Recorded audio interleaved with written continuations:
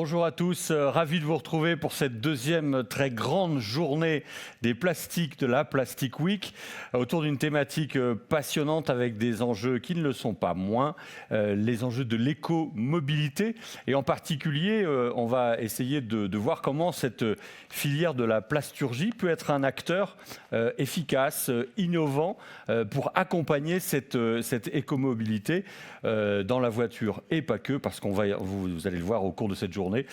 On va même aller jusqu'au roller. Je ne vous en dis pas plus, ce sera en fin d'après-midi. On est dans un lieu évidemment symbolique, on est dans le Valenciennois, au cœur de Trans-Allée. C'est là que se passent les réflexions, les prototypages autour de ces grands enjeux de la mobilité. On est en particulier à l'Institut des mobilités et des transports durables ce matin, dans un bâtiment tout neuf, je ne vous dis pas, c'est juste magnifique. Et pour introduire justement cette journée, il nous fallait un spécialiste. C'est le directeur de Trans-Allée, il s'appelle Stéphane Meuric et il va me rejoindre sur scène. Il est là, voilà. On peut l'applaudir quand même puisque vous êtes à distance, mais il y a quelques personnes quand même dans la salle, en particulier les intervenants. Je vous en prie, Stéphane, prenez un micro. Peut-être en une minute nous dire ce qu'est Trans-Allée, puisque c'est vous le directeur. Alors, pas mal de gens m'ont dit, mais ça existe depuis quand, etc. Parce que c'est vrai que globalement, dans cette zone, ça sent la nouveauté. Et pourtant, ça fait déjà quelques années que Trans-Allée existe. Oui, tout à fait. Merci pour votre invitation. Vous souhaitez la bienvenue pour cette journée importante et je remercie Plastium et Jean-Paul en particulier d'avoir fait escale dans le cadre de cette Plastic Week à Valenciennes. Vous l'avez mentionné, on a une industrie des transports particulièrement importante sur le territoire. Et donc dans ce cadre, il y a une dizaine, voire une quinzaine d'années, un certain nombre de partenaires ont décidé de créer un technopôle dédié à la mobilité et au transport, donc avec des verticales industrielles comme l'automobile, le ferroviaire et depuis peu l'aéronautique, et également travailler sur les nouvelles mobilités, dont l'écomobilité qui est un des thèmes importants de votre journée.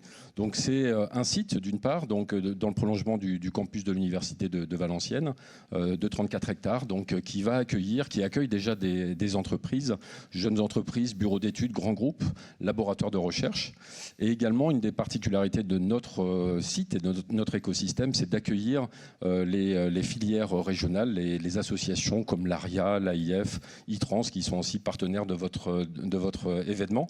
Donc c'est un peu le quartier général de la mobilité dans les Hauts-de-France et c'est en plein développement. Et en particulier, ce lieu qui vous accueille aujourd'hui, l'IMTD, c'est un peu le bâtiment totem du site. C'est un bâtiment qui appartient à l'Université Polytechnique Hauts-de-France et qui est conçu pour de l'événementiel autour des métiers, de l'innovation, dans les filières des transports et de la mobilité. Donc on est ravis, une fois de plus, de vous accueillir aujourd'hui. On se rend compte qu'atteindre la neutralité carbone, avoir un impact positif sur notre planète, ce sont évidemment des enjeux extrêmement forts, importants et dans des délais extrêmement courts aussi. Et un mot qu'on a entendu des dizaines de fois hier, c'est le mot de coopération. Et s'il y a bien un lieu symbolique de cette coopération, cette capacité de faire travailler élus, universités, entreprises, associations ensemble, c'est vraiment une démonstration. Oui, complètement. D'une part, on a une association qui représente toute cette gouvernance-là et qui nous permet de développer des projets collaboratifs et coopératifs. Et donc, c'est vraiment une des clés de demain. Et c'est pour ça que, notamment sur les sujets de l'écomobilité, on a plein d'enjeux collectifs à avoir. Y aller seul, c'est un peu compliqué. Et c'est vraiment le collectif qui est la solution en embarquant des grandes entreprises, des startups, des laboratoires et également associer les collectivités. Merci beaucoup en tout cas, et puis merci de votre accueil. Merci, je vous en prie. On s'en sent déjà chez nous ici. Merci. Comme maintenant vous commencez à avoir l'habitude, si vous étiez avec nous hier, il y aura une alternance de keynote pour parler anglais ou d'exposés, de gens qui viendront nous éclairer sur les différentes thématiques de la journée. Et puis il y aura des tables rondes passionnantes avec des intervenants comme hier, passionnant, engagé. Et pour démarrer cette journée, nous allons accueillir un Parisien, mais il y tient, il est d'origine nordiste, et en particulier du Valenciennois. Il a vécu ici. C'est chez KPMG un des grands spécialistes de la filière auto, parce qu'avant d'être chez KPMG, il était aussi dans cette filière. Et il va nous dresser, pour démarrer cette journée, un panorama des enjeux de la filière automobile. Merci d'accueillir Nicolas Noviki, merci, sous les applaudissements de cette salle, et chez vous aussi, hein, vous avez le droit d'applaudir. Donc je vais vous céder la place, Nicolas. Et donc vous avez entre 20 et 30 minutes. Si vous voulez un petit peu de temps pour les questions éventuelles, voilà, on sera à votre disposition. Donc merci à vous, je vous cède la place. Avec plaisir, bonjour à tous. Alors pour commencer effectivement cette journée, moi je vais vous dessiner une photographie du contexte, partager quelques chiffres, pas beaucoup de chiffres, je ne vais pas vous abreuver de chiffres de bon matin, mais quelques chiffres sur la situation actuelle du marché auto au niveau mondial, au niveau européen, au niveau français. Et puis ensuite, je vais partager quelques convictions, quelques chiffres encore, les consultants aiment beaucoup les chiffres, mais aussi quelques convictions sur ces fameuses tendances qui sont en train de bousculer et qui bousculeront encore plus à l'avenir la filière. Et puis à la fin, on essaiera d'évoquer quelques pistes ou quelques recommandations pour se préparer au mieux à ces mutations. Alors, je pense que la présentation va arriver. En tout cas, ce qui est certain aujourd'hui sur le secteur automobile, c'est que j'ai mentionné quelques verbatims sur la première page, mais il y a vraiment de quoi être déboussolé. C'est-à-dire qu'on entend beaucoup de choses. On est dans un contexte qui est très très chamboulé. On entend beaucoup de choses. On entend exactement. Donc on entend des choses positives, des choses moins positives. Donc si on passe à la diapositive d'après, vous allez voir que j'ai récapitulé quelques-unes de ces informations contradictoires. Donc la première information contradictoire, c'est une info marché. Si vous avez regardé les communications autour des chiffres, et si je fais un zoom sur l'Europe, le chiffre du volume de véhicules immatriculés en Europe en octobre 2021, c'est, d'après l'association des constructeurs, le plus faible qu'ils n'aient jamais enregistré, et ils font une mesure mensuelle depuis 1990. Donc on entend ce type d'annonce il y a quelques semaines. Et puis on entend, j'ai cité l'exemple de Stellantis, mais la plupart des constructeurs ont publié ces dernières semaines des prévisions de profit à la hausse. Donc on a à la fois un marché qui est en très nette baisse, qui atteint un plancher historique, en même temps des acteurs qui disent on est en train de crever le plafond et nos profits vont dépasser toutes nos espérances. Et puis on sait que la filière va se transformer. On a beaucoup de tendances, on va y revenir tout à l'heure, qui sont en train de bousculer la chaîne de valeur. Et sur l'impact de ces tendances, là aussi on entend des choses qui sont soit très alarmistes. Vous avez Luc Châtel qui a évoqué ce chiffre à plusieurs reprises de 100 000 emplois perdus si le scénario du déclin l'emporte. À côté de ça, on a un discours volontariste de notre président d'abord, du ministre de l'économie qui dit pas du tout. Pas du tout. Ces mutations, et particulièrement la mutation vers l'électrique, c'est une opportunité de produire demain plus de voitures en France qu'on en produit aujourd'hui. Donc tout ça, ça donne un climat tout à fait incertain, beaucoup de questions et beaucoup d'informations, de signaux faibles qui sont tout à fait contradictoires. Alors on va essayer de partager quelques chiffres pour y voir plus clair. Si on regarde d'une manière mondiale la production d'automobiles, la première chose qu'on peut dire, d'une part, oui, il y a un très net déclin, je pense que les chiffres parlent d'eux-mêmes. Deuxième information, cette baisse, elle n'est pas égale sur tous les continents. Il y a des continents plus affectés que d'autres. Et troisième information très importante, cette baisse, elle est accélérée par la crise Covid, mais elle précède largement la crise Covid. Si vous regardez les chiffres ici, 2019, il n'y avait pas de Covid, je rappelle que c'est début 2020. 2019, on produit déjà 10% de moins de véhicules dans le monde qu'on en produisait l'année d'avant ou 2 ans avant. Donc les crises conjoncturelles qu'on vit là, Covid, semi-conducteurs, ne sont qu'un accélérateur. Le cycle haussier de la production automobile était terminé depuis donc 2017 au niveau mondial. Si on fait un zoom sur le marché français, on sait bien que 2019 était déjà une année avec un marché assez dopé par les canaux tactiques. Donc le message là, c'est de dire oui, on a une baisse de la production d'automobiles dans le monde et les crises conjoncturelles ne font que l'accélérer. Alors si on fait un petit zoom sur l'Europe, on va avoir une approche un petit peu en entonnoir, on parlera de la France un petit peu après. Si on fait un zoom sur l'Europe, là on a voulu représenter à la fois les chiffres de production et de vente, parce que vous savez très bien qu'il y a un décalage, mais sans rentrer dans les détails de chiffres, le message ici c'est de dire que on atteint maintenant, sur le plan européen, on atteint un plancher qui est en deçà du point bas post-crise 2009. Si vous vous rappelez de la crise financière, l'impact avait été très violent, on pensait avoir atteint un point bas. Aujourd'hui, on est en deçà du point bas, post-crise 2009. Alors si on zoome encore et qu'on regarde sur la France, on a voulu représenter plusieurs choses. Le premier, la production. Alors la production d'automobiles en France, elle est tendanciellement à la baisse depuis bien avant la crise 2009. Je crois que le point haut doit dater de 2005, je crois, où on avait dû produire 3 700 000 véhicules. Donc la production d'automobiles en France, elle est tendanciellement baissière depuis presque 20 ans.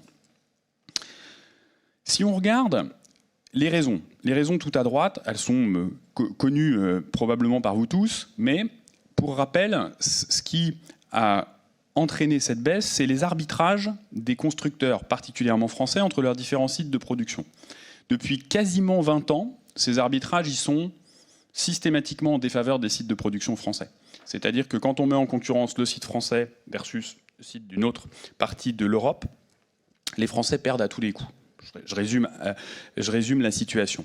Et ça amène cette part du Made in France dans les productions des constructeurs français. Il y a aussi un effet marché, il faut le dire, ce n'est pas seulement des arbitrages coûts, c'est aussi un effet marché. Pour faire simple, quand on décide de produire les petites voitures en dehors de France et les segments C en France, si on ne rencontre pas de succès sur les segments C et qu'on en rencontre sur les segments A et B, forcément, la part du Made in France baisse mécaniquement. Alors, deux conséquences en tout cas. La première, c'est que, et c'est probablement une bonne nouvelle, c'est que le nombre d'emplois dans l'automobile, il a beaucoup baissé. Vous voyez, 75 000 emplois en moins en 10 ans, mais il baisse moins que la production. Ça, c'est lié à la résilience de la filière, on pourra y revenir un petit peu plus tard.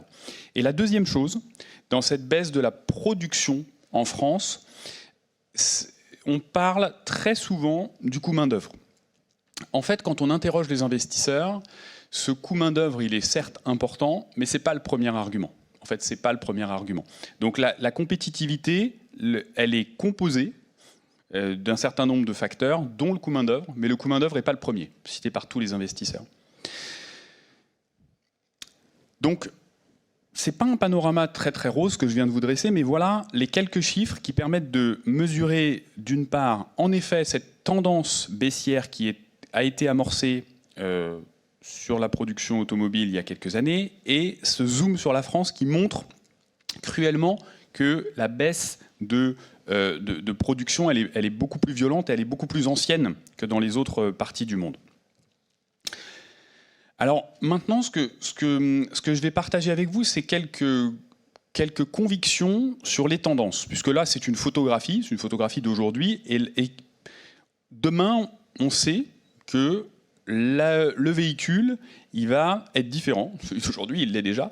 Et on résume souvent, vous savez, cet acronyme CASE qui dit que le véhicule, il est en train de devenir connecté, il devient de plus en plus autonome, de plus en plus partagé, de plus en plus électrique.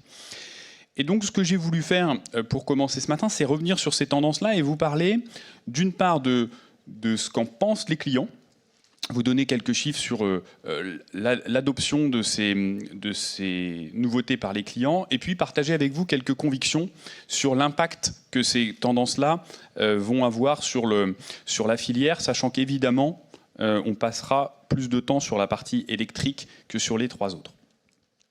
Alors, une première tendance autour de laquelle on peut partager, c'est le partage. Alors le partage, là, j'ai simplement deux messages à vous communiquer. Le premier, c'est que d'une part, l'économie partagée est en train d'entrer dans les mœurs. Là, on a des chiffres qui concernent toute la population. On sait très bien que ce modèle d'économie partagée, il est particulièrement utilisé par les jeunes. Mais même si on prend la moyenne de la population, vous avez aujourd'hui un tiers des gens qui ont utilisé autour des 12 derniers mois un service d'économie partagée, ce qui était le cas, c'était quasiment 0% il y a quelques années. Donc d'abord, c'est en train d'entrer dans les mœurs. Et deuxièmement, ça c'est la deuxième leçon, c'est que la mobilité n'échappe pas à la règle. C'est-à-dire qu'aujourd'hui, si vous regardez les chiffres, alors là on a mis les chiffres d'un certain nombre de pays à titre de comparaison, mais si on se focalise sur la France, vous avez 60% des gens qui pensent que les services de mobilité et donc de partage vont prendre progressivement le pas sur la voiture individuelle. Alors qu'est-ce que ça signifie ? Ça signifie, dans les statistiques, on peut toujours voir l'autre versant. Ça signifie qu'il y a 40% des gens qui ne le pensent pas. Il y a 40% des gens qui sont attachés à la mobilité individuelle. Et d'ailleurs, ce sont en général ceux qu'on retrouve parmi les acheteurs de véhicules très réguliers. Mais néanmoins, vous avez aujourd'hui une majorité, y compris en France, de gens qui sont convaincus que la mobilité, les services de mobilité partagés vont prendre le pas progressivement sur la voiture individuelle. C'est tout à fait nouveau, c'est un chiffre qui est en constante augmentation, mais qui vient de passer, il y a 18 mois je crois, au-dessus des 50%. C'est un point très important et qui est poussé par un certain nombre d'acteurs pour des aspects économiques. La voiture est chère, donc si elle est partagée, elle est moins chère, et pour des aspects écologiques. Donc sur le partage, c'est une tendance de fond qui monte doucement mais sûrement. Et évidemment, vous avez deviné que ça aura à la terme des impacts marchés. Alors, une autre tendance dont on parle un petit peu moins ces derniers temps, c'est le véhicule autonome. Alors le véhicule autonome, c'est vrai qu'on en a beaucoup parlé il y a quelques années. Vous aviez tous les mois une annonce d'un constructeur qui parlait d'investir des milliards pour atteindre le niveau 3, puis le niveau 4, etc. En fait, on en parle moins. Ça ne vous aura pas échappé. Alors, on en parle moins parce que il y a deux choses. D'abord, les constructeurs ont des arbitrages à faire dans leurs investissements. Et sur les dernières années, ils ont annoncé des milliards plutôt vers l'électrique ou vers le digital que vers les véhicules autonomes. Deuxièmement, on a un cadre législatif qui peine à se mettre en place de façon uniforme dans les différents pays. Et troisièmement, et c'est sans doute le plus important, on a des clients qui sont moins demandeurs. Alors pourquoi ils sont moins demandeurs, les clients ? Parce que d'une part, notre conviction, quand on fait des focus group, c'est qu'on a atteint aujourd'hui un niveau d'autonomisation des voitures qui satisfait leurs attentes. Pour le dire clairement, aujourd'hui, même les clients les plus attirés par la technologie, quand ils ont un régulateur de vitesse actif et un assistant de franchissement de ligne actif, ça suffit. Très franchement, ils sont moins excités à l'idée d'aller au niveau supérieur. Et puis deuxièmement, et là on le voit sur ces transparents-là, c'est que sur le véhicule autonome, il y a des freins psychologiques, et particulièrement en France. On vous a cité l'exemple de la France, qui est alors particulièrement vrai. C'est-à-dire que sur la France, vous avez près de 80% des gens qui soit sont opposés, disent moi ça ne m'intéresse pas du tout, même si je l'ai, je ne le mettrai jamais en route, soit qui disent je trouve l'idée intéressante mais je suis très mitigé. C'est un des plus forts taux au monde. C'est-à-dire que les Français ont l'approche la plus anxiogène du véhicule autonome. Alors évidemment, il y a des choses assez simples, c'est qu'ils ont peur d'être piratés, ils ont peur que la voiture provoque un accident qu'ils auraient pu éviter eux-mêmes, etc. Mais le message sur la voiture autonome, c'est d'une part, au niveau mondial, l'intérêt est retombé, le soufflet est retombé, si je devais prendre une image. Et en France, on a vraiment les conducteurs les plus réticents à cette idée. Troisième tendance, on va parler de la connectivité.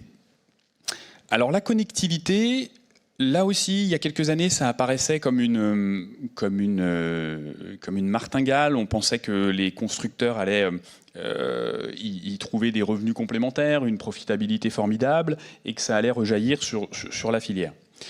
Et la réalité s'avère un petit peu plus complexe. En fait, on a toujours un très fort attrait des jeunes générations pour la connectivité.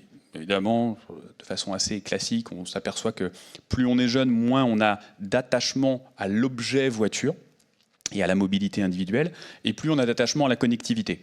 Donc, on a toujours cet intérêt-là, c'est très clair, ça c'est sûr. En revanche, ce qu'on constate, c'est que d'une part, quand on parle de connectivité, qu'on interroge les clients, ils citent plus souvent le fait qu'une voiture connectée, ça va coûter plus cher, que peut-être on va pouvoir me surveiller, que les bénéfices que ça peut leur apporter.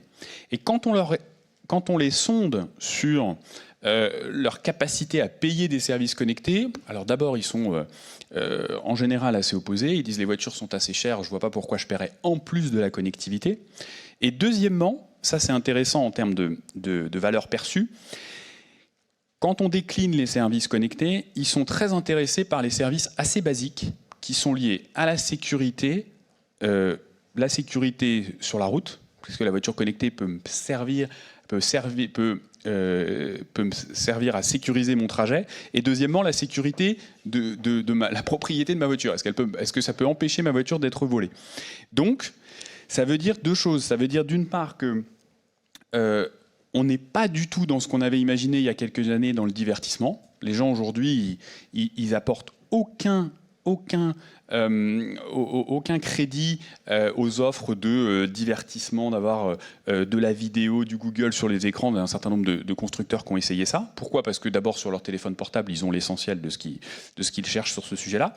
Et deuxièmement, on a un très gros sujet pour monétiser les services. Aujourd'hui, on a un très gros sujet pour faire payer les bouquets de services connectés. Donc on bute sur l'appétence des clients et leur capacité à payer pour un service qui soit ne les intéresse pas, soit qu'ils considèrent comme étant acquis et qui devrait faire partie de la voiture. Alors, quatrième tendance dans notre acronyme CASE, le véhicule électrique. Alors là, évidemment, on va y passer un petit peu plus de temps. Quel est l'impact de l'électrique? On pourrait faire un exposé de plusieurs heures, mais j'ai fait le focus juste sur le sujet emploi et puis après sur le sujet géostratégique. Alors, sur le véhicule électrique, la première chose qu'on peut dire, c'est que si on replace l'émergence de la voiture électrique dans le contexte de la préoccupation environnementale au sens large, on peut dire deux choses. D'abord, les conducteurs n'ont pas attendu le véhicule électrique pour avoir des préoccupations environnementales.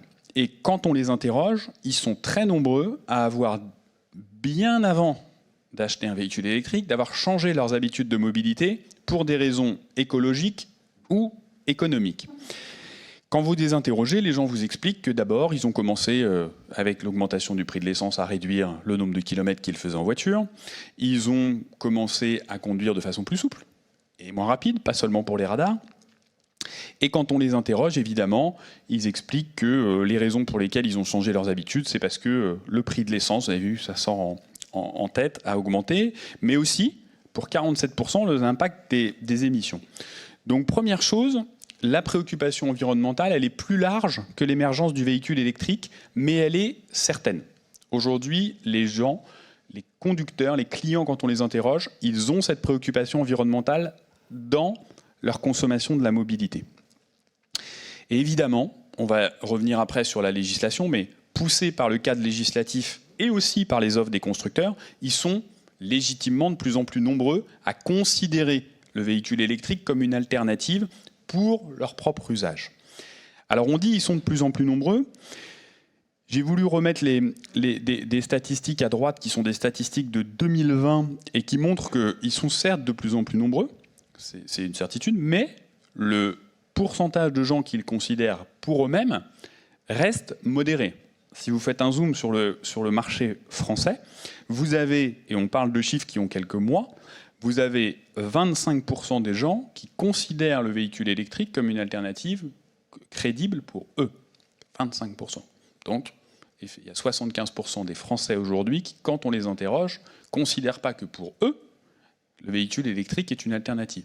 C'est la grande différence entre la perception de la technologie et l'adoption. Voilà, je pense que le véhicule électrique est formidable.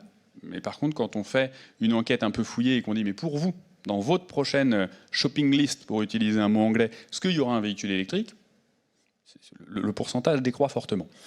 Et autre chose, la leçon de tout ça, c'est que les Français sont plutôt en dessous de la moyenne mondiale et sont en dessous de certains pays tout à fait voisins, et très nettement en dessous. Si vous regardez en Espagne, par exemple, c'est beaucoup plus élevé. Donc sur ce sujet-là, on a aussi cette question autour du véhicule électrique. Le transparent d'après va revenir sur les contraintes réglementaires, mais évidemment, une des questions fondamentales sur le moyen terme, c'est l'acceptabilité par les clients. Parce qu'il ne s'agit pas seulement de pousser par la législation, il s'agit de convaincre les clients d'acheter ce que la législation leur impose d'acheter.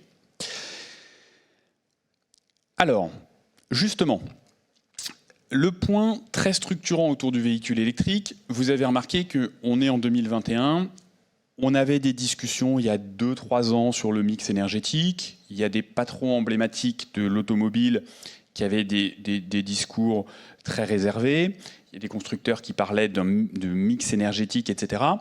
J'ai un peu envie de dire que tout ça est terminé. Aujourd'hui, on a une contrainte tellement forte que le discours fait consensus. Aujourd'hui, tout le monde, tous les dirigeants racontent presque la même chose sur cette marche forcée qu'on leur impose, qu'ils subissent, mais qu'ils adoptent maintenant, pour dire simplement. Alors cette contrainte réglementaire, il ne vous aura pas échappé qu'elle est particulièrement forte en Europe, elle est quand même d'abord très fortement européenne. Deuxièmement, elle est unique, puisque, en fait, ce qu'a expliqué longtemps et explique toujours Carlos Tavares longuement, c'est que l'industrie, elle avait pour habitude de se faire imposer une contrainte et de trouver les solutions pour franchir les contraintes réglementaires qui lui étaient imposées. Là, la vitesse à laquelle on impose les réductions de CO2 impose le choix technologique. Et ça, c'est nouveau, c'est qu'on ne dit pas aux constructeurs « trouvez une solution pour que votre voiture elle soit compatible avec la santé publique demain ». On vous dit « on vous met une contrainte tellement forte qu'on vous a imposé la direction dans laquelle vous devez aller ». Ça, c'est tout à fait nouveau. Et donc, là-dessus, 2 choses. La première, c'est que ça peut buter sur l'acceptation par les clients. Là, là aussi, je vais utiliser un terme anglais, mais on est encore sur les early adopters ou les gens qui font des arbitrages en fonction du TCO, en prenant en compte la fiscalité. Mais le gros du marché à convaincre, il va être de convaincre des gens qui spontanément n'ont pas été intéressés par l'électrique aujourd'hui. Donc cette contrainte très forte, elle peut buter sur l'acceptabilité par les clients. Les optimistes disent que, comme le prix va baisser et que les voitures vont être de plus en plus performantes, ce sera de plus en plus facile de convaincre les clients. Ça, voilà. Et les pessimistes disent que c'est dur de faire boire un âne quand il n'a pas soif. Mais voilà. Donc là, on a cette vraie question, c'est que la réglementation elle a imposé un choix à la filière, très clair. Jusqu'où les clients vont accepter ce choix, c'est une des questions importantes pour le moyen terme du véhicule électrique. Alors, autre sujet sur le véhicule électrique, c'est évidemment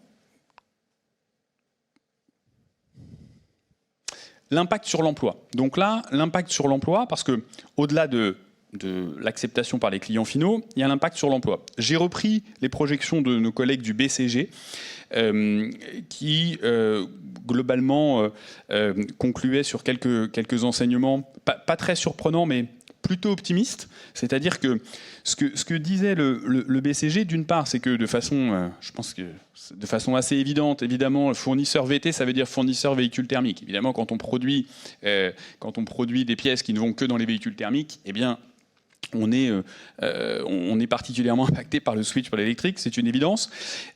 Mais ce que disait le BCG globalement, c'est que d'une part, il y avait sur ces filières autant d'emplois à prendre que d'emplois à perdre. C'était le message du BCG, parce que en fait, il y a des nouveaux maillons de la chaîne de valeur à investir sur la chaîne de traction électrique en amont et même en aval.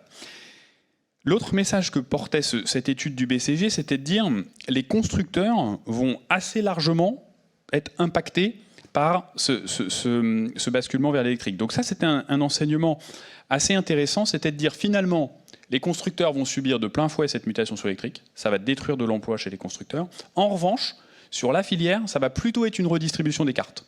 C'est ce que disait cette étude du BCG. Et donc l'impact sur l'emploi, il était de l'ordre de 1%, autant dire zéro. C'est-à-dire que le message, il était, et ça rejoint le discours que j'avais tout à l'heure sur les signaux faibles contradictoires, il était complètement différent de celui que d'autres portent en disant on pourrait avoir des dizaines de milliers d'emplois qui disparaîtraient. Ce message-là, il était beaucoup plus mesuré.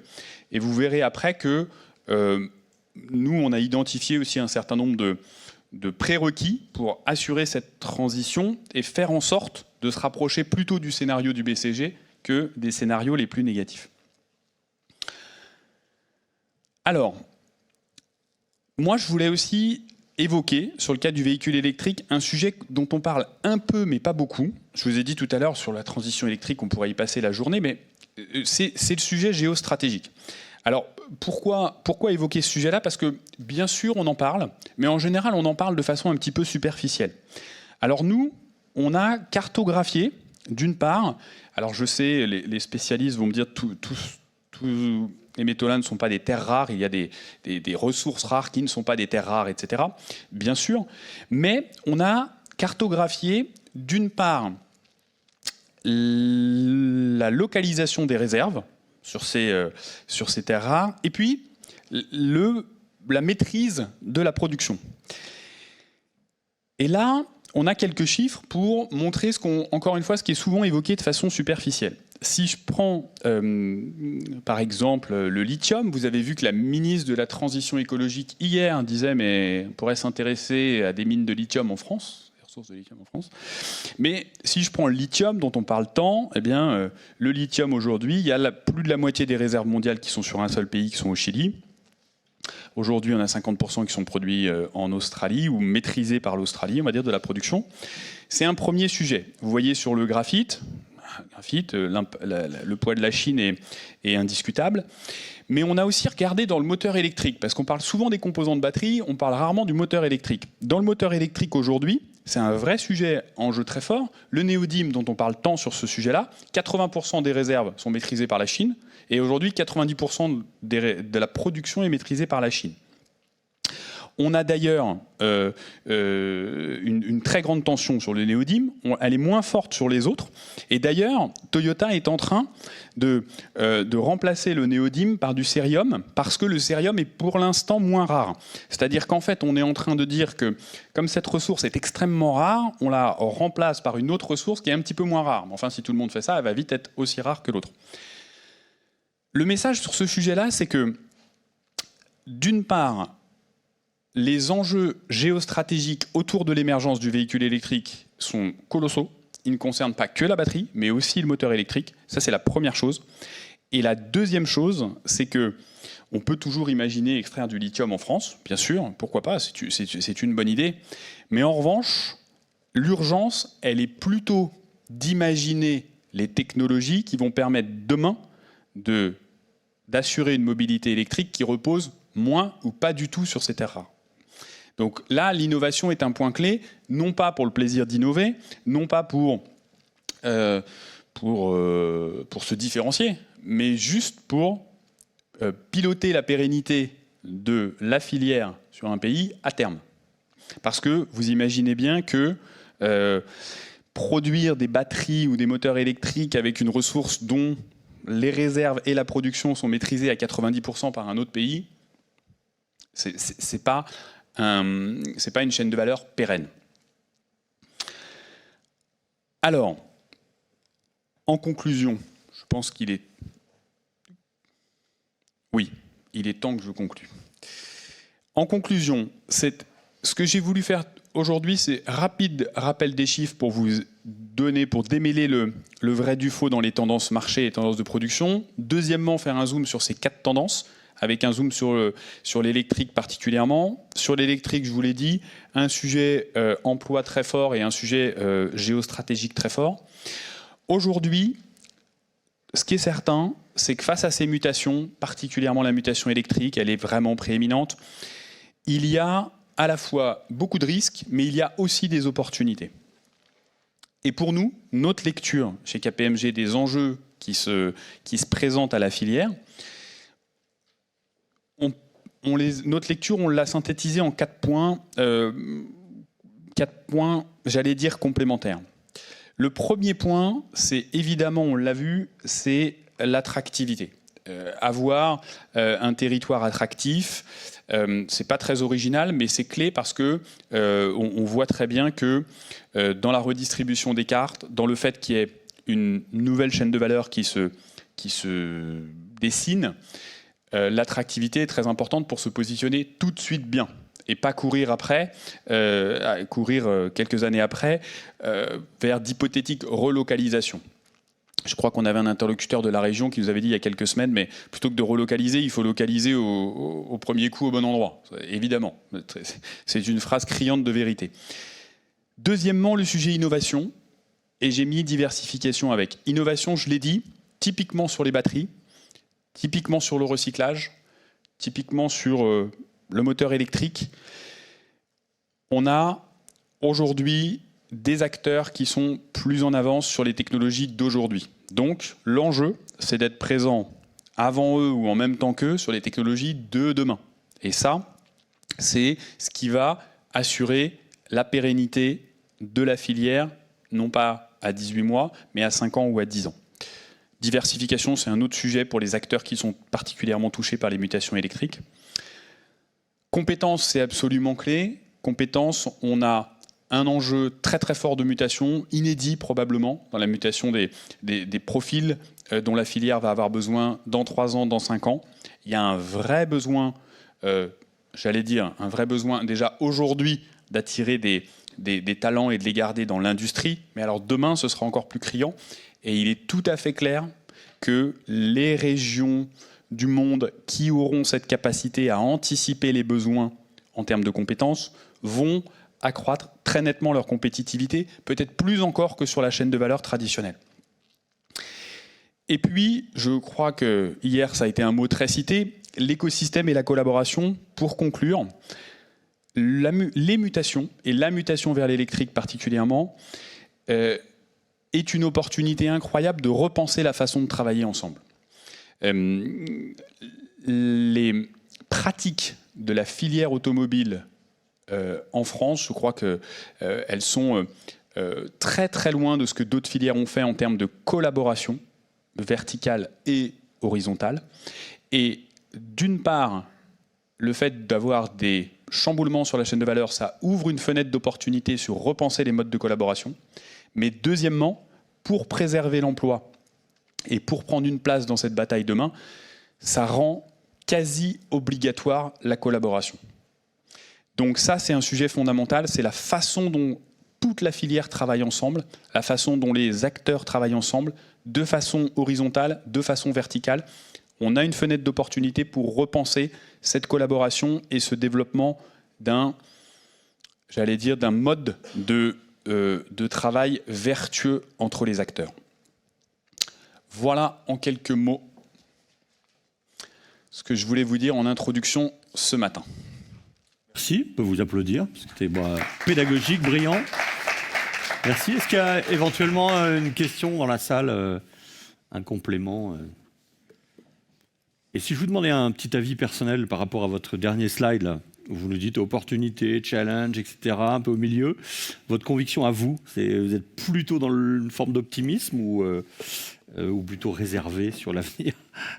Alors moi je suis plutôt optimiste, mais pas naïvement optimiste, je suis plutôt optimiste parce que je pense que les acteurs de la filière sont en train de prendre conscience des enjeux et des faiblesses de leur mode de collaboration actuel. C'est que tout le monde pense qu'on arrive à la fin d'un modèle.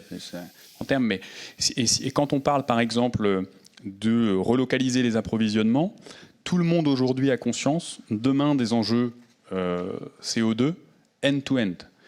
Et donc, c'est pas seulement pour faire plaisir à son partenaire et c'est pas seulement pour faire plaisir à sa région qu'on va travailler plus localement, c'est aussi parce que l'avenir nous l'impose. Et je pense que tout le monde a à peu près aujourd'hui, presque tout le monde, a la perception de ces enjeux et a conscience que sans un changement profond de la façon de travailler ensemble, le risque il est important pour tout le monde. Vous avez vu l'impact emploi sur les constructeurs. Donc tout le monde a compris ces enjeux. Donc je suis raisonnablement optimiste. Merci beaucoup. Oui. Ah, une question. par rapport à la slide où vous évoquiez les piles à combustible.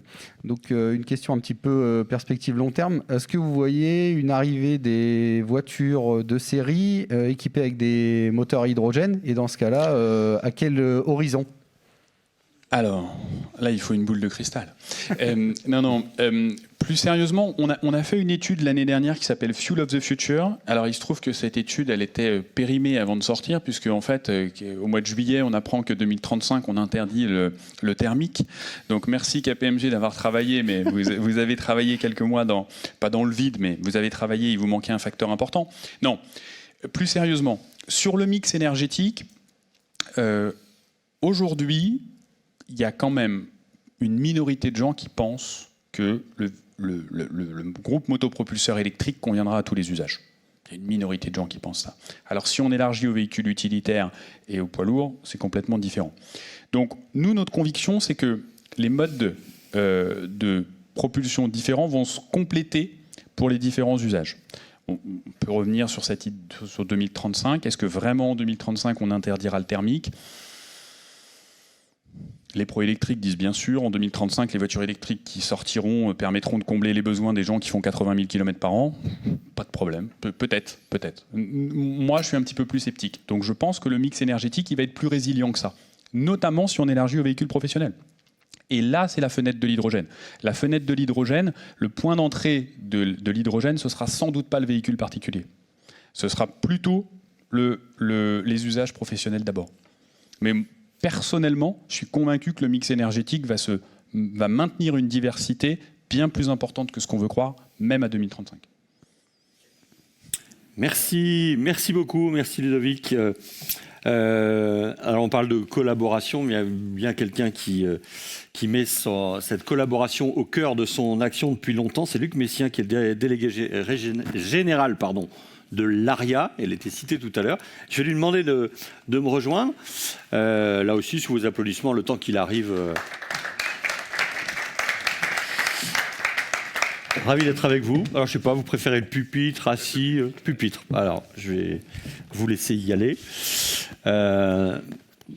L'automobile, c'est un sujet que vous connaissez à titre personnel, je crois 30 ans d'expérience, à la fois dans des grands groupes, mais aussi à la tête d'une PME, je crois savoir. Oui. Un peu partout dans les différentes régions françaises. Là aussi, votre expertise est intéressante. Rappelez que donc l'ARIA, c'est l'association régionale de l'industrie automobile des Hauts-de-France. Alors peut-être avant de démarrer votre présentation, peut-être une réaction à ce qu'on vient d'entendre. Globalement, est-ce que vous partagez? Est-ce que vous avez peut-être des nuances sur l'analyse? Non, parce qu'on travaille étroitement avec Nicolas et KPMG. Ce qui fait que comme on dit, on est aligné. On est aligné. Voilà. D'accord. Et on y viendra tout à l'heure. On est aligné sur le fait que, ok, il y a l'offre et la demande. Ce qui fait que si dans l'offre, on se prépare bien et on va être en capacité de répondre, la demande, il y a encore beaucoup d'incertitudes à lever, dont le réseau de bandes de recharge qui est à la traîne, dont d'autres facteurs qui perturbent le démarrage. Et je pense que, comme l'a dit Nicolas, le véhicule électrique est une très bonne solution, incontestable, mais ça ne monte pas la seule. Merci. Donc on va vous écouter sur un peu ce panorama au niveau régional, donc des Hauts-de-France, de cette filière automobile et de ses perspectives. On vous écoute. Voilà. Avant de démarrer, je voulais remercier Jean-Paul de m'avoir proposé d'intervenir ce matin, parce que je suis ravi à plusieurs titres. D'une part, parce que je suis plasturgiste, c'est mon métier. J'ai toujours travaillé dans l'automobile, mais surtout dans la plasturgie. Un autre sujet, c'est qu'on est à Transalé. À Transalé, c'est un projet que Stéphane est parti, que l'ARIA, nous partageons depuis 10 ans. On en parlait tout à l'heure, mais ça fait près de 10 ans qu'on est installé dans des portes à cabins au départ et maintenant dans ce magnifique endroit.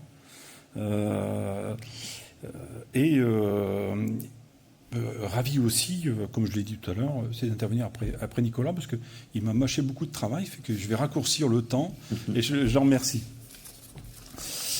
Voilà, ce qui fait qu'on va démarrer, si vous voulez bien.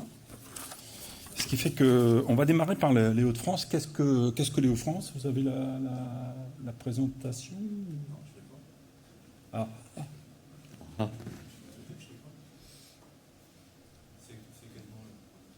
Je sais pas, Christophe, tu es en capacité de répondre ou Réaction rapide. Alors, on va démarrer sans perdre de temps. On fait partie des plus gros employeurs industriels de la région. On est le premier en ex-aequo avec l'agroalimentaire.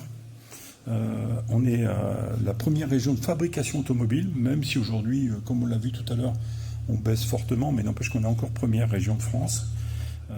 On est deuxième région en moteur thermique, et ça, on y viendra, parce que on fabrique beaucoup, à la Française Mécanique, on fabrique encore beaucoup de moteurs thermiques. Et on est une des régions qui a le plus investi ces dernières années dans l'automobile, parce qu'il y a 5 milliards d'euros qui ont été investis dans la filière depuis 10 ans. Alors là, ça va être un compliqué si je n'ai pas les courbes, mais bon, on y reviendra peut-être, c'est juste pour confirmer notre première place. Pardon, ça allait mieux ça. Le deuxième, bon, on est désolé. Alors juste faire un petit zoom de la situation actuelle. Nous avons 4 usines de fabrication, de construction automobile en région. On a Renault bien en place, avec Renault Douai et MCA, où on fabrique du Kangoo, de l'Espace, de la Talisman et du Scénic. Nous avons Stellantis, Ordin, qui fabrique toute la gamme K0. La gamme K0, c'est c'est le moyen véhicule utilitaire, avec la chance que nous avons, c'est qu'il est badgé, il était badgé Peugeot, Citroën et Toyota pour démarrer. Après, maintenant, il a pris le badge Opel, et bientôt, il va avoir le badge Fiat si c'est pas fait. Fait que ça a permis de bien tenir les volumes. Et on a Toyota qui est en place avec la Yaris, qui maintient son cap de 200 000 véhicules et qui prévoit même d'aller plus haut, de se rapprocher des 300 000 avec 2 modèles, avec la Yaris 4 et la Yaris Cross. Ça va être, au plus j'avance, au plus ça va être compliqué, mais bon, c'est pas grave, on fait avec. Ce qui est intéressant bon, bien sûr, il y a le territoire Hauts-de-France, mais si on se projette, si on va un peu plus loin, si on fait un rayon de 300 km, c'est la moitié de la production européenne qui est fabriquée dans ce rayon, et c'est la moitié du premium mondial qui est encore fabriqué dans ce rayon. Et ça, c'est important pour les équipementiers, parce qu'à 300 km, bon, on va en parler tout à l'heure avec l'impact carbone, mais pour l'instant, ça se transporte encore bien, les pièces. C'est-à-dire que c'est un avantage en termes de taille. On est dans un marché très, très intéressant. Et beaucoup, je vois qu'il y en a dans la salle, beaucoup de groupes et d'équipementiers internationaux et européens l'ont compris, et c'est pour ça qu'ils ont positionné leur site sur notre territoire. J'en ai parlé, c'est 50 000 emplois qui travaillent directement pour l'automobile en Hauts-de-France, dont 6 000 emplois en R&D. Bien souvent, on nous catalogue territoire de manufacturing. On est ravis, c'est pas un défaut, loin de là. Mais il y a aussi 6 000 personnes, c'est-à-dire qu'il y a plus de 10% de la population, ce qui est à peu près la norme dans toute industrie, d'avoir 10% qui travaillent sur la R&D. On n'est pas les derniers. Mais c'est vrai que pour être honnête, c'est depuis la grande région, c'est depuis qu'on a intégré l'ex-Picardie dans les Hauts-de-France, parce que tous les centres techniques sont plutôt dans la grande couronne parisienne. Alors on a un écosystème très, très riche, c'est ce que je disais tout à l'heure, avec, dire qu'on a très peu de briques manquantes dans notre région. On a 550 entreprises qui travaillent pour l'automobile directement ou indirectement, et ce qui fait que ça renforce aussi notre position. Et je dis ça parce que c'est important, on l'a vu tout à l'heure, on part sur des transformations très lourdes. Notre force qui est notre écosystème, il faut qu'on le préserve, c'est essentiel. Et je partage l'avis de Nicolas une fois de plus sur notre façon de collaborer, parce qu'on voit très bien que l'avenir se fera aussi par la collaboration, et c'est essentiel même au niveau des entreprises, et surtout dans les entreprises. Ça va aller. Alors vous essayez, bon voilà, c'est le rayon, vous le voyez, on va passer rapidement, parce que sinon je ne vais pas tenir mon temps. Oui, on peut passer. Ça, c'est l'écosystème. Bon, il est très large. Et encore, tout le monde n'y est pas, parce qu'il y a 550, mais les principaux sont là. Voilà. Et on a rattrapé. Et voilà. Ce qui fait que, on parle tout à l'heure, c'est vrai qu'on a vécu des baisses importantes en France, plus qu'ailleurs. Nous, on s'était préparé à éviter ces baisses. Malheureusement, on n'était pas sur les bons véhicules partout. Et en particulier à Renault Douai, pour ne pas citer, la gamme 1540 n'était pas au rendez-vous, et qui fait qu'on a perdu beaucoup de volume. Et heureusement que Toyota était là, parce que c'est Toyota qui a permis de maintenir un cap important. Et Sevel-Nord, et il y a Stellantis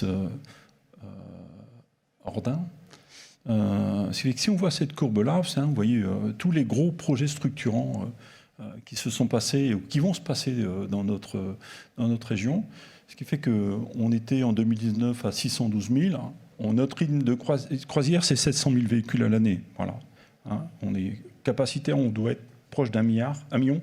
Mais par contre, ce qui nous permet d'équilibrer, c'est d'être à 700 000, permet de bien asseoir notre filière. Fait qu'on était à 612 en 2019, on était au-dessus de ça, on était à 650 en 2018. 2020, on était 508, ça c'est vraiment le Covid, mais aussi il n'y a pas que, comme le disait Nicolas. 2021, on va descendre encore avec les semi-conducteurs, on va descendre encore des 500 000, et on espère pouvoir remonter à 700 000 à 2024 par tous les projets structurants qui ont été mis en place en région. Chez les constructeurs, je ne parle même pas des Gigafactory, puisque Gigafactory, ça ne va pas impacter directement la courbe de véhicules, mais rien que tout ce qui a été investi sur les 5 milliards d'investissements qui ont été faits entre 2010 et 2020, on est prêt à faire 700 000 véhicules. Les grandes lignes, c'est Electricity. On parle entre 400 et 500 000 véhicules. Toyota, avec les deux modèles, on parle de 300 000. Et pour finir, avec Stellantis, on est à 150 000. Voilà. Fait qu'on a encore un peu de marge. Vous voyez, on n'est pas à 950, on est à 700 000. Fait que les 700 000, c'est réalisable. Maintenant, si on se projette, qu'est-ce qu'on va faire dans les 10 prochaines années, 2020 à les 5 prochaines années, 2020 à 2025, on va réinvestir les 5 milliards d'euros. C'est-à-dire que les 5 milliards d'euros qu'on investit sur 10 ans, là, on va investir le même montant pour 5 ans. Montre le dynamisme et la pression sur l'électromobilité. Et on voit les gros territoires qui vont bénéficier de ces investissements. Bien sûr, le Valenciennois est très, très marqué, parce qu'on a quand même plusieurs constructeurs, mais pas que. Il y a aussi le littoral. On voit le littoral avec Valeo, avec Arcelor, avec d'autres, avec Aluminium Dunkerque, Aluminium Dunkerque qui est un gros acteur dans la filière automobile. Ensuite, on voit d'autres régions, je ne vais pas toutes les lister, mais ça montre le dynamisme. Bon, c'est vrai qu'à chaque fois on me le dit, mais je le dis avant, dommage que l'Aisne est complètement écartée, mais bon, peut-être qu'un jour, il y aura des choses à faire là-bas. Ça, on ne va pas revenir dessus. Nicolas est allé bien en profondeur sur le case dont on parlait tout à l'heure. On est dans le même, on s'aligne sur ces sujets-là. Fait qu'on passe. Enjeu pour notre territoire. Alors là, on va peut-être apporter un peu de valeur ajoutée. Les enjeux que nous voyons, nous, ARIA, on en a parlé, la compétence, c'est essentiel parce que tout ça repose. L'investissement, c'est les machines. Il va falloir que les hommes soient alignés par rapport aux investissements. Fait qu'il y a encore beaucoup à faire. Parce que même si aujourd'hui on pensait faire les vases communicants, c'est une erreur parce que ça ne marchera pas comme ça. On le voit très bien à Douvrin, entre la Française de Mécanique, ex-Française de Mécanique, et l'usine de batterie, ACC. C'est pas les mêmes compétences. Et forcément, il va falloir travailler, faire upgrader les équipes de la Française de Mécanique et faire venir aussi d'autres compétences. Ça fait que ça, c'est un vrai sujet. Innovation, on n'est pas bon en région. On a été assez fiers de ce qu'on a fait jusque-là. Mais là, on n'est pas bon. On est toujours à la traîne. Il n'y a pas beaucoup d'innovation collaborative en région. Et ça, c'est un vrai sujet, parce qu'on l'a vu tout à l'heure. La collaboration est essentielle. Et aujourd'hui, on est sur d'autres territoires qu'on connaît bien. Nous, on a beaucoup de partage avec les autres régions de France et même d'autres régions européennes.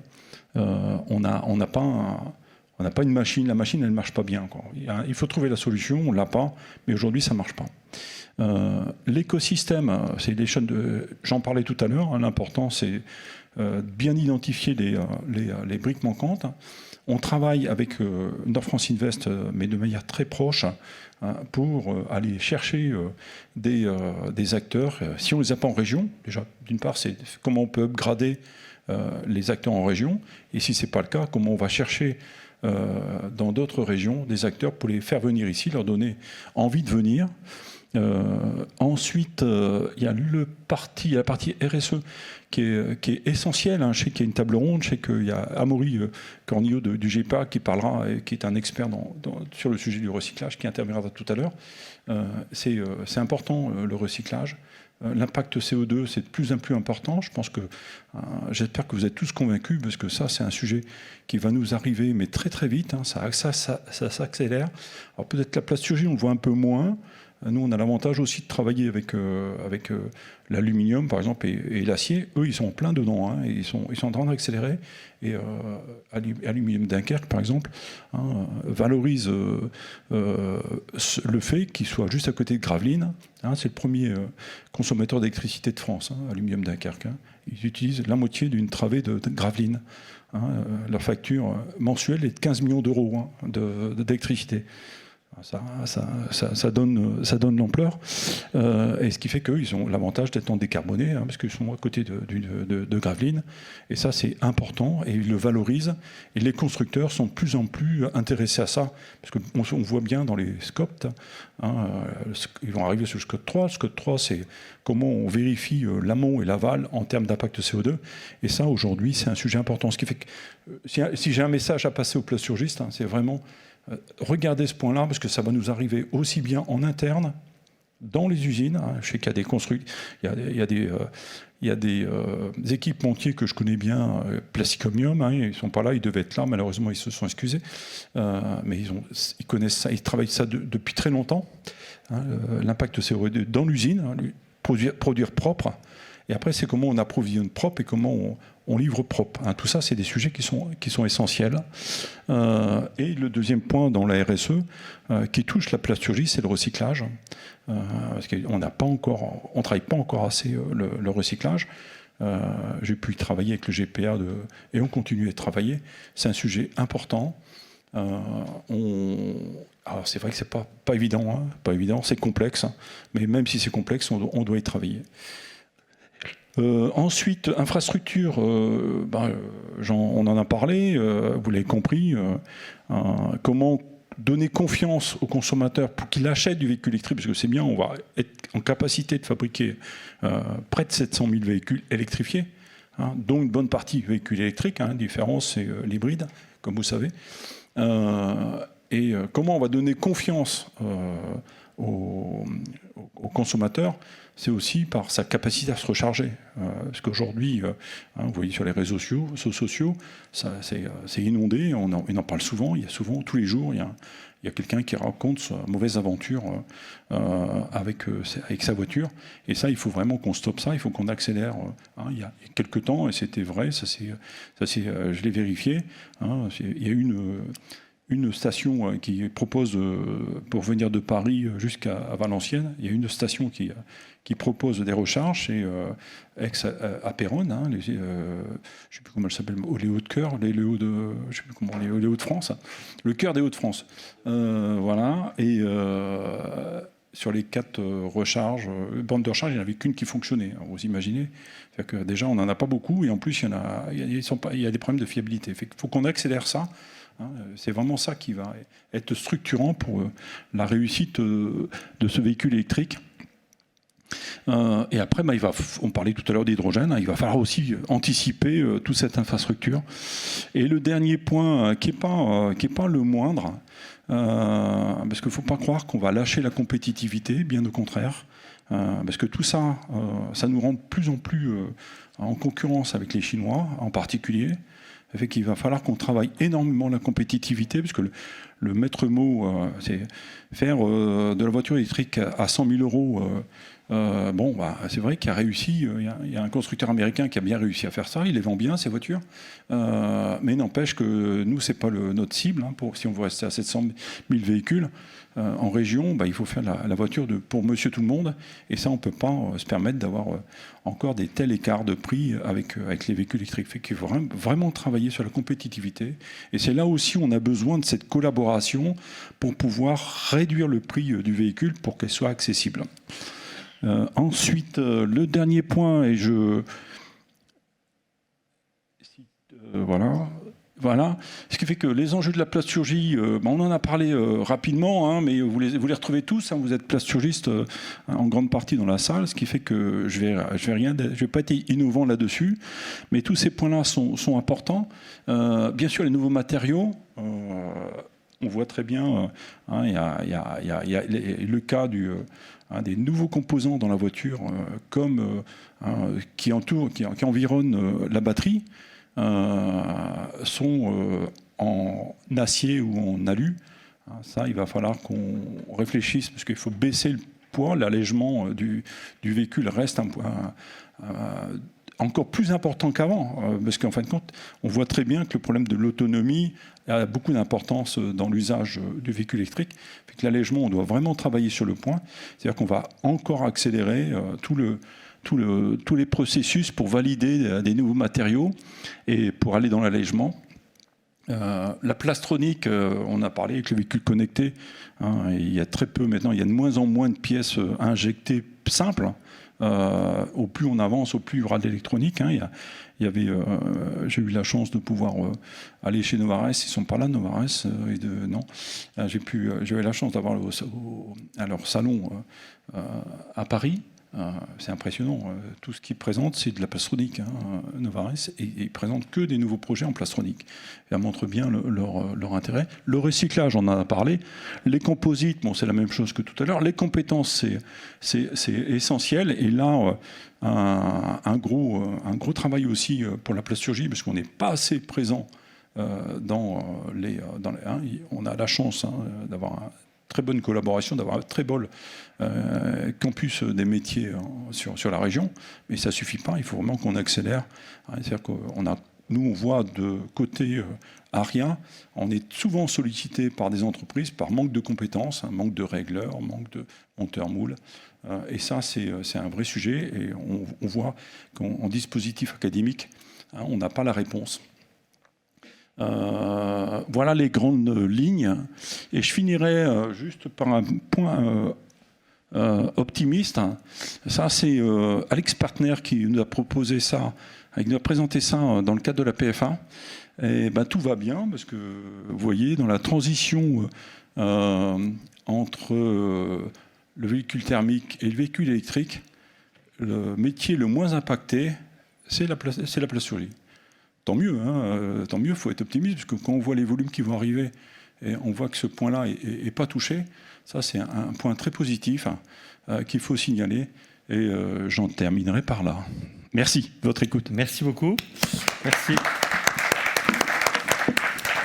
Moi, j'ai juste une question. Il y en aura peut-être d'autres dans la salle, mais c'est est-ce que les grands donneurs d'ordre, face aux enjeux, la rapidité, et ce que disait Ludovic tout à l'heure, c'est que pour la première fois, on impose à l'industrie automobile un choix technologique. Est-ce que vous sentez que le rapport avec justement la chaîne des fournisseurs change et que on est un peu plus justement dans cette coopération où il y a encore du boulot de votre côté? C'est quoi votre analyse? Alors j'ai un devoir de réserve, ça va être compliqué de répondre. Un peu, ouais. On est entre nous. Pour certains, ils l'ont bien compris. Et ils sont en train de mettre en place toute une organisation, justement, qui s'appelle non plus relation client-fournisseur, mais qui s'appelle écosystème. Voilà. Et ils ont bien compris. J'ai pu les rencontrer. On a pu voir comment on pouvait les aider dans cette démarche. Et forcément, on est très, très preneurs. D'autres, c'est pas le cas. Voilà. D'autres, c'est pas le cas parce qu'ils sont ils se concernent plus tout à fait constructeurs français, ils sont plutôt constructeurs. Fait qu'ils regardent ça autrement. Mais moi, je le regrette parce que je suis persuadé qu'on a beaucoup de choses à faire. On aurait pu faire des choses intéressantes. On a eu la chance d'avoir en région un bel exemple qui était la Française de mécanique, qui était le mariage entre Peugeot et Renault à l'époque, et même Volvo qui a fait ses moteurs. On peut que regretter qu'ils n'aient pas réussi à faire une usine de batterie ensemble. Voilà, c'est quand même un point qui nous désole. Mais ils ont leur raison. Voilà. Merci. Question dans la salle? Ok, merci en tout cas pour Merci beaucoup. Merci pour ce partage. Ce que je vous propose, c'est une petite pause assez courte. On va essayer de se retrouver vers 11h, 11h02, 3. Allez, 10 minutes de pause. Ok. Même chose pour vous qui nous regardez. Vous avez 10 minutes pour faire ce que vous voulez. On se retrouve tout à l'heure. Merci. Rebonjour, si vous avez assisté au démarrage de cette matinée, nous avons eu deux intervenants qui nous ont posé le diagnostic de cette filière automobile, à la fois au niveau, j'allais dire, macro et avec un focus sur notre région. Maintenant, la question qu'on se pose, c'est, OK, face à ces enjeux, ces défis, comment on fait? Et pour apporter une partie de la réponse, merci d'accueillir sur la table ronde qui vient Amaury Cornillot, Vincent Collet, Éric Dubail et Lionel, je ne sais pas comment ça se prononce, Pessoa, je ferai sans doute rectifier. Merci de les accueillir sous vos applaudissements. Oui, une fois que vous êtes assis, vous pouvez enlever le masque puisque vous êtes à peu près à distance réglementaire. Et puis nous avons tous été contrôlés ce matin pour vérifier que nous avions le pass sanitaire. Voilà, chez Plastium, on fait les choses en termes de sécurité, c'est irréprochable, comme à l'habitude. Vincent Collet, on va commencer avec vous. Donc vous êtes responsable grand marché auto et aéronautique. Ça va être intéressant d'ailleurs cette double casquette, parce qu'on va voir qu'il y a peut-être des comparaisons à faire. Vous êtes responsable marché aéronautique et automobile, donc au CETIM, le Centre technique des industries de la mécanique. Peut-être en deux mots nous rappeler ce qu'est le CETIM, sa mission. Bonjour à tous. Donc le CETIM, en fait, c'est un centre technique industriel, donc un statut un petit peu particulier, un peu plus de 50 ans d'expérience à l'époque. Créé par le général de Gaulle. Créé par le général de Gaulle à l'époque, effectivement, pour mutualiser les efforts de R&D des entreprises de la mécanique et amener plus de compétitivité au niveau, pour défendre les entreprises françaises. Donc aujourd'hui, il y a un double statut, un statut à la fois mutualisation R&D et un statut vente de prestations, donc 150 millions d'euros de chiffre d'affaires répartis à part égale entre les deux, avec une grosse volonté d'accompagner les entreprises de la mécanique vers la digitalisation, l'électrification, qui est incontournable. Je vais vous poser la question à chacun, c'est votre réaction par rapport à ce diagnostic qui nous a été partagé ce matin. Qu'est-ce qui vous a frappé, peut-être éventuellement des points de divergence ou de différence par rapport à l'analyse, ou en tout cas le ou les points que vous avez vraiment envie de mettre en exergue, qui vous paraissent capitales? Alors je vais reprendre des mots qui ont été partagés tout à l'heure, notamment par Luc Messien, au niveau de j'ai envie de dire, au niveau de la présentation de l'ARIA, nous sommes nous aussi alignés avec ce qui a été présenté avec l'ARIA et KPMG. En gros, l'électrification dans la mobilité, elle est incontournable. On a besoin de réduire les émissions de carbone. La seule chose qu'on ne sait pas, c'est à quelle vitesse ça va aller. Donc on va avoir de plus en plus d'électrification, au départ de l'hybridation. Et d'ici 2035, l'Europe impose, j'ai envie de dire, de réduire ses émissions, donc d'électrifier. Il y a un programme qui s'appelle Fit for 55, qui est de réduire les émissions de 55% d'ici 2030, 2035. Il y a aussi les règles café, et puis il y a l'inconnu, c'est ce que va impacter la norme Euro 7. Donc très vite, on va devoir travailler sur la réduction des émissions, et ce, avec tout l'ensemble de la filière. Donc l'enjeu, il est majeur. C'est vrai pour les constructeurs automobiles, c'est vrai pour les sous-traitants, c'est vrai pour toutes les sociétés qui gravitent autour de la mobilité. Et ça amène aussi une grande transformation des métiers. Ça a été mentionné ce matin. Si on veut aller vers ces nouveaux métiers, il va falloir accompagner. Et est-ce que vous pensez que, j'allais dire un peu la même question que j'ai posée à Nicolas de KPMG, c'est est-ce que vous êtes plutôt optimiste sur cette capacité de transformation accélérée de l'ensemble de la filière? Quel regard vous portez là-dessus? Et peut-être les points sur lesquels il faut être particulièrement vigilant et qu'il faut développer? D'un point de vue personnel, je dirais qu'on a la chance de vivre une vraie révolution, une vraie transformation. C'était arrivé au début du siècle dernier, quand on a eu les voitures à moteur thermique et le début de l'automobile. On ne le verra qu'une fois, j'ai envie de dire, dans le siècle. Donc on a la chance de vivre ça et d'être acteur et de contribuer. Donc personnellement, je suis convaincu. Le gros sujet maintenant, c'est comment on l'accompagne au mieux pour que ça se passe le plus rapidement possible. Et c'est tout l'enjeu. Donc convaincu, avec une vraie contribution et un gros besoin de collaboration. Je reprendrai le mot aussi, parce que c'est tout l'écosystème qui doit bouger. C'est pas que le constructeur, c'est pas que l'équipementier, c'est pas que le réseau fournisseur d'énergie, c'est pas que l'infrastructure. Il faut que tout bouge ensemble pour que le consommateur, lui aussi, soit prêt, convaincu et accepte. Alors, on comprend bien que le patron de l'ARIA avait un devoir de réserve, vous l'avez peut-être un peu moins, je ne sais pas.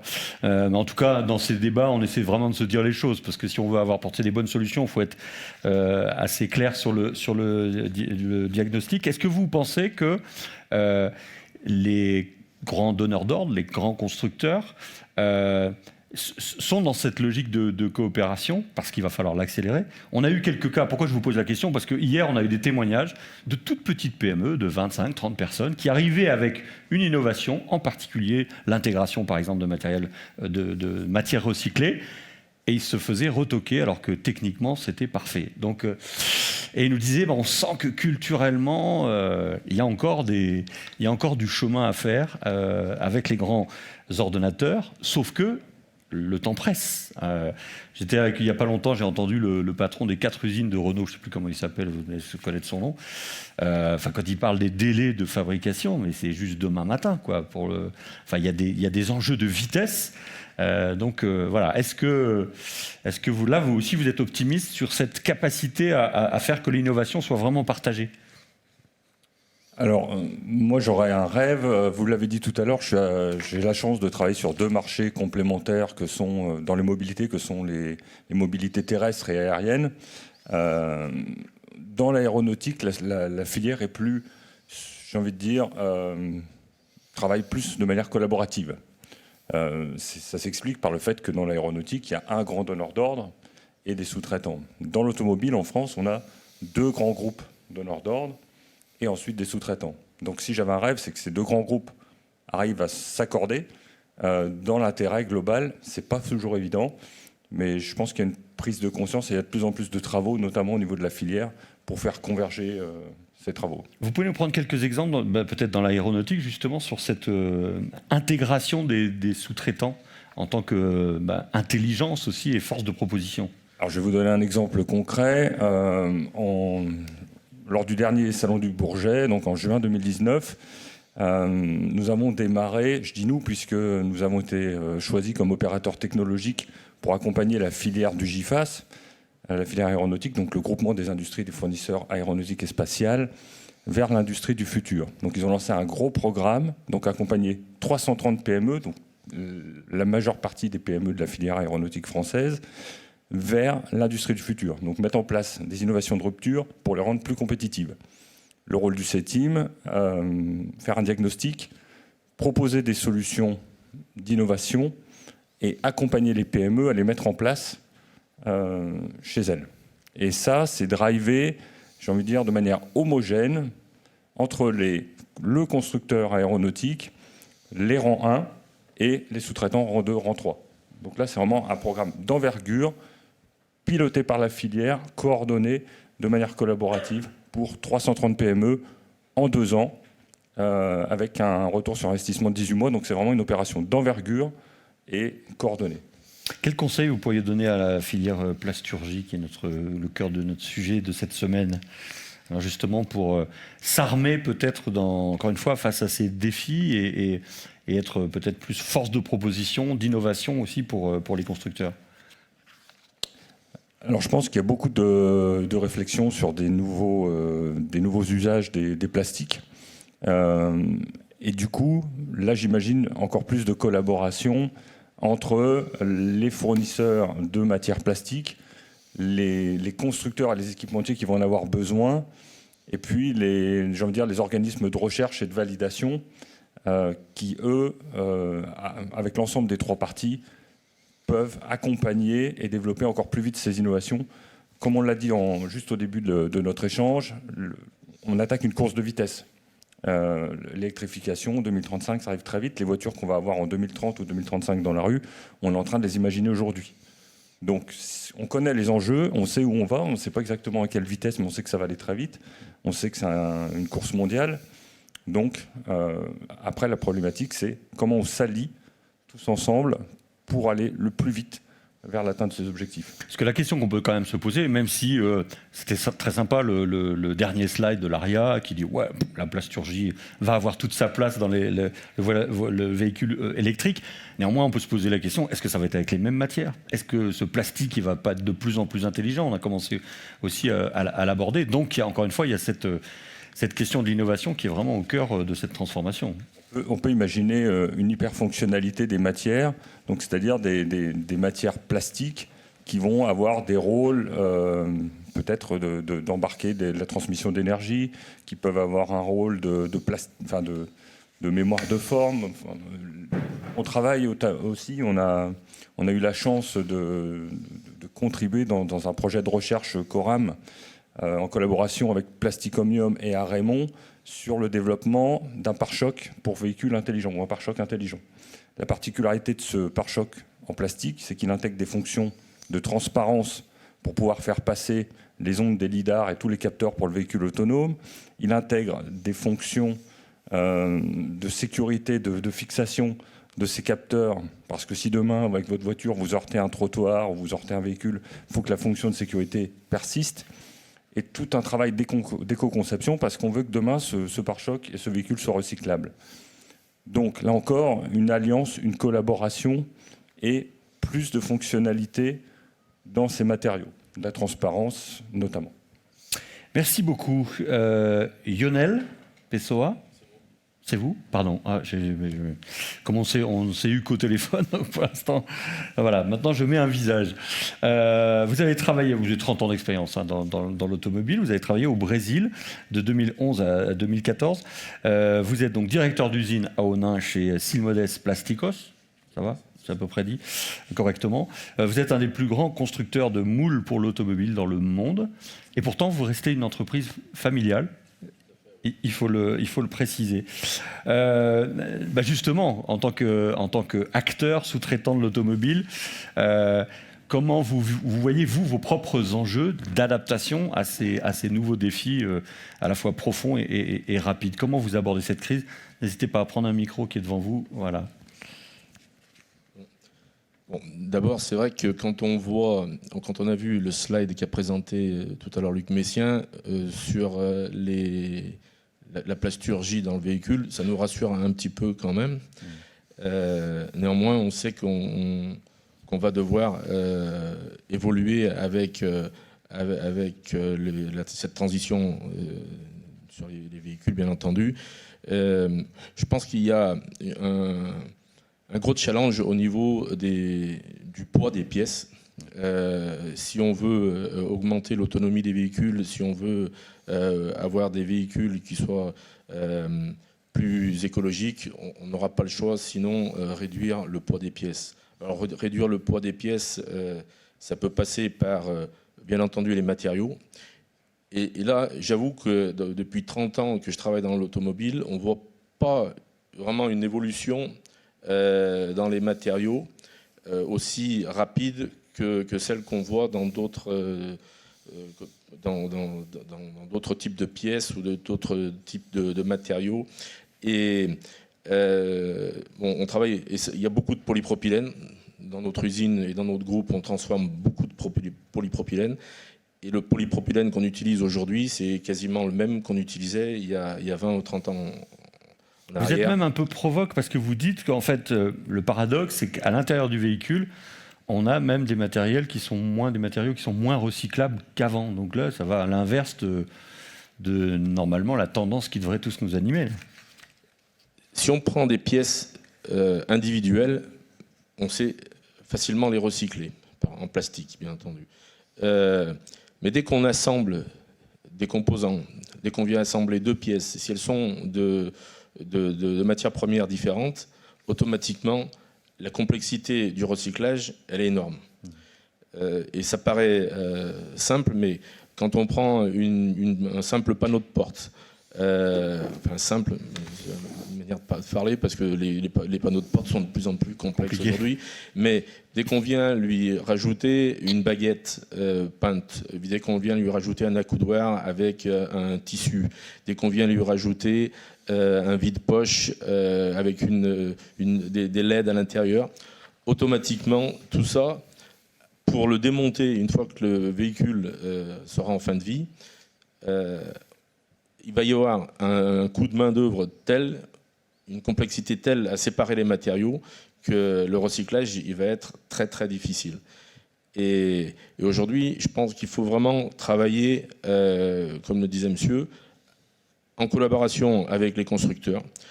Les constructeurs peut-être vont devoir faire évoluer leur cahier des charges, vont devoir faire évoluer leur design et penser pas seulement à un design for assembly, mais un design pour le démontage, un design pour le recyclage.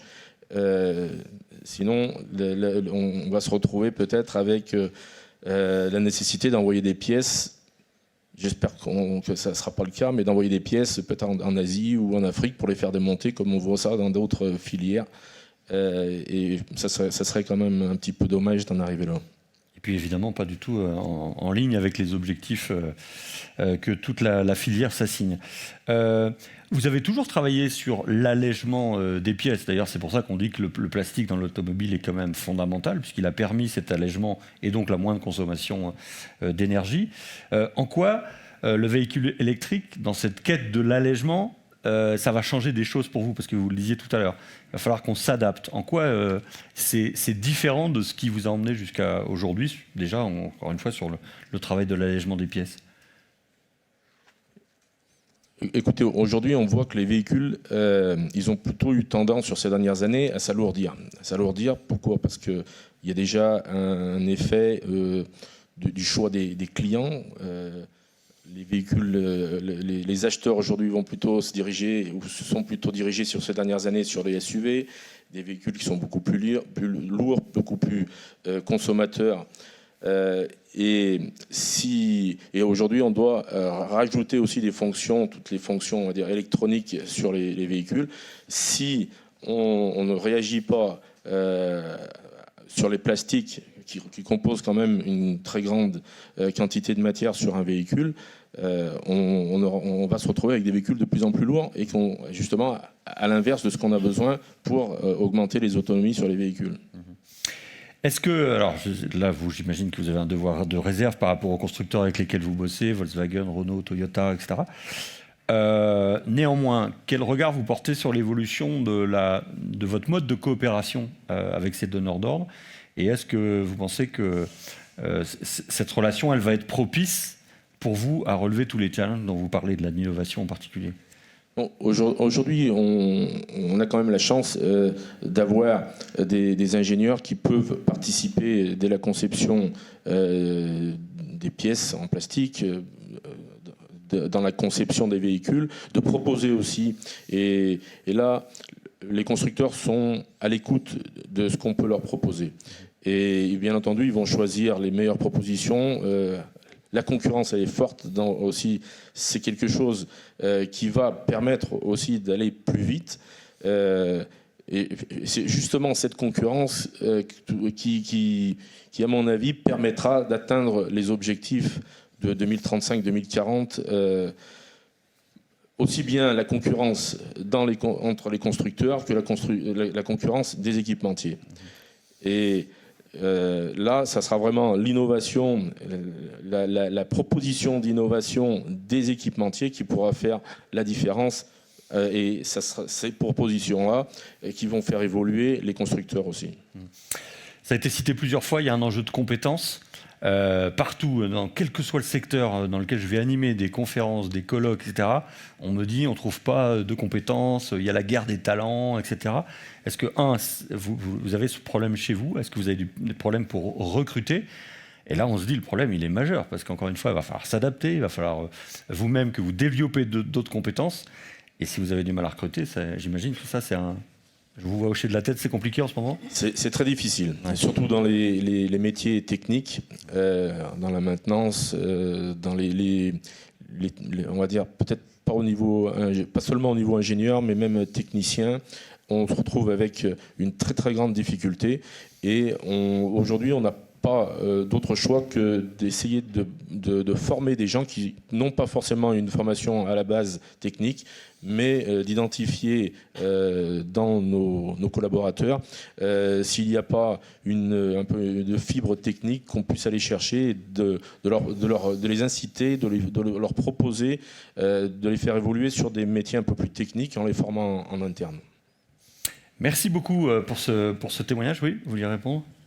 Je voulais juste peut-être apporter une réaction par rapport à cet enjeu compétences.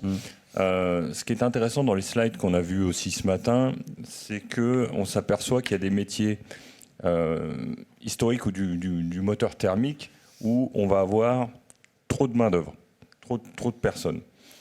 En parallèle, on s'aperçoit que cette électrification et ces nouveaux matériaux, tout ce qu'on veut développer, va nécessiter de la main-d'œuvre. Donc l'enjeu, de mon point de vue, c'est comment on peut accompagner ces personnes qui viennent de secteurs qui vont être plus tendus vers des secteurs qui sont très demandeurs pour préserver l'emploi et en même temps accompagner le développement des compétences et qui plus est dans des régions données.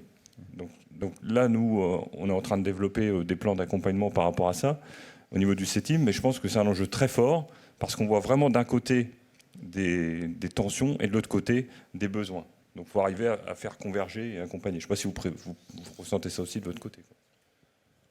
On le ressent bien entendu, même à tous les niveaux. L'exemple qu'on a eu ces derniers temps avec l'effet du Covid et les compétences qui ont comme dans la restauration, où on a énormément de gens qui, après le Covid, n'ont plus voulu retourner en restauration. Il y a beaucoup de gens qui arrivent dans l'industrie et on voit qu'ils sont aussi très intéressés et curieux de ce qui se passe dans l'industrie. Et on retrouve des compétences que je pense qu'on peut aller chercher, on peut faire évoluer. Mais bon, bien entendu, ça prend du temps. Ça exige beaucoup de formation, ça exige beaucoup d'implication aussi des gens qui sont déjà dans l'usine pour leur montrer, pour les former, pour les intéresser. Et ça ne viendra pas du jour au lendemain non plus. Bien sûr. Il faut que vous fassiez aussi votre propre pub pour attirer ces talents, parce que pour dire que voilà, on peut faire de belles carrières aussi dans vos entreprises. Il y a de la technicité, il y a de l'innovation. C'est vrai, c'est vrai. D'ailleurs, demain matin, il y a un webinaire justement qui est consacré à cela, avec des conseillers d'orientation, etc., pour valoriser l'ensemble de la plasturgie. Merci en tout cas de votre témoignage. Vous intervenez, hein, n'hésitez pas les uns et les autres. Donc Amaury Cornillot, cette fois c'est vous. Vous êtes chargé de mission technique et commerciale chez GPA, donc le groupement plasturgie automobile. Même chose, hein, j'avais envie de vous entendre, vous qui avez un peu une vision macro de ces problématiques. Est-ce que vous partagez le diagnostic de ce matin, et peut-être est-ce que vous voulez y apporter quelques nuances ou précisions ? Oui, bien évidemment, je partage ces enjeux qui ont été exposés par Nicolas et Luc, et je remercie la clarté des propos d'ailleurs, qui sont finalement un peu une base de lancement pour cette table ronde. Les enjeux, on les connaît, on nous les agite sous le nez depuis un certain nombre d'années. Ce que je soulignerais par rapport à cette présentation, c'est qu'aujourd'hui, vis-à-vis de ces enjeux, on y va à marche forcée. Il y a 10 ans en arrière, ces sujets étaient sur la table, mais le spectre réglementaire n'était pas là. Aujourd'hui, on a le Green Deal, le Fit for 55 qui va nous poser une base. On a l'Euro 7 sur le côté normalisation. Puis sur le côté plus économie circulaire ou autre, on a des projets en préparation au niveau français, au niveau européen, qui vont nous inciter à intégrer davantage de matières recyclées, à optimiser la réalité du recyclage d'un véhicule. Vaste sujet, hein. Aujourd'hui, la VHU nous impose un taux de recyclabilité. Est-ce que c'est du recyclage effectif ? Nous savons bien qu'on n'est pas au trait par rapport à la réalité du recyclage. Aujourd'hui, on n'est plus dans la prise de conscience de ces enjeux. On nous agite le chiffon rouge de la réglementation. Donc on y va à marche forcée. Et donc, par rapport à ces perspectives, ces mutations technologiques, ces évolutions réglementaires, même si le dernier slide de Luc Messiaen était motivant pour la plasturgie, disant qu'on était peut-être les moins impactés, on ne va pas être tous impactés de la même manière dans le véhicule quand on est plasturgiste. Si on doit découper le véhicule en grands secteurs, hein, on va prendre l'extérieur véhicule, on va prendre l'intérieur véhicule, comme des produits que peut produire Simoldes Plasticos, et puis on a aussi tout l'environnement compartiment moteur, principalement thermique aujourd'hui. Donc on voit bien qu'on ne va pas être tous les plasturgistes au même niveau, les enjeux sont pas dans les mêmes tendances à chaque niveau.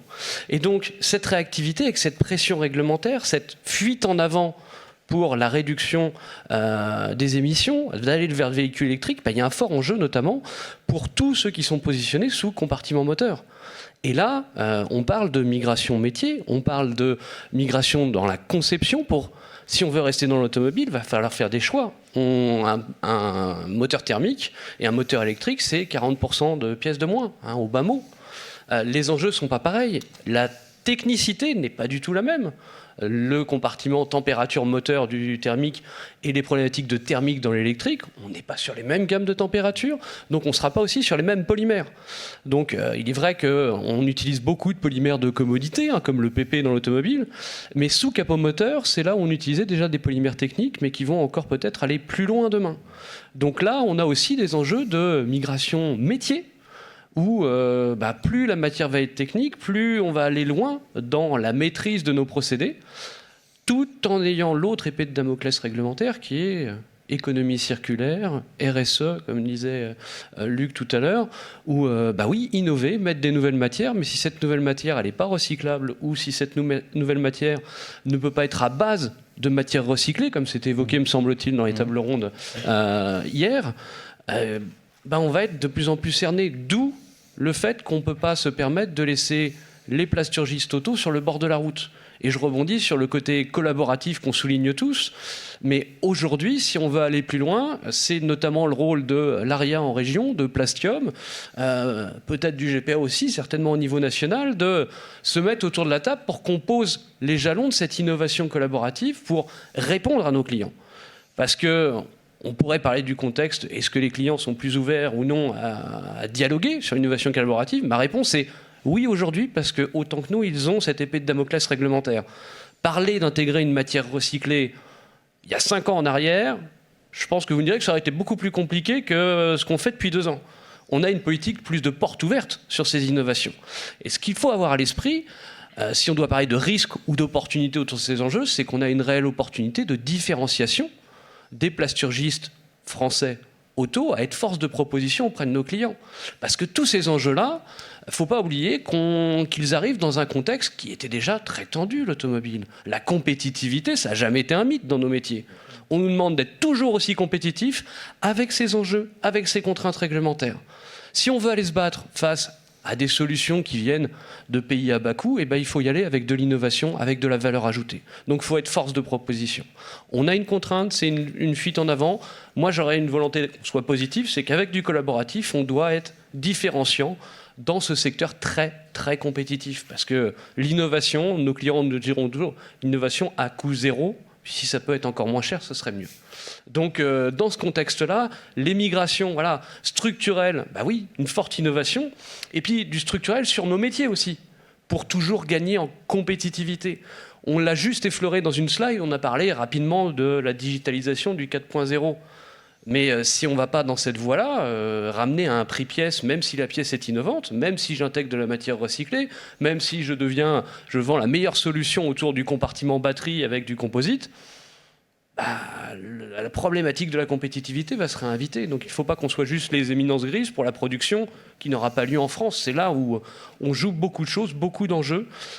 Et la digitalisation, on a l'impact innovation, produit, mais on a aussi l'impact métier qu'on n'a peut-être pas suffisamment souligné aujourd'hui. Mais productivité, compétitivité, ça a toujours été nos gimmicks dans l'automobile et ça va continuer avec des contraintes supplémentaires.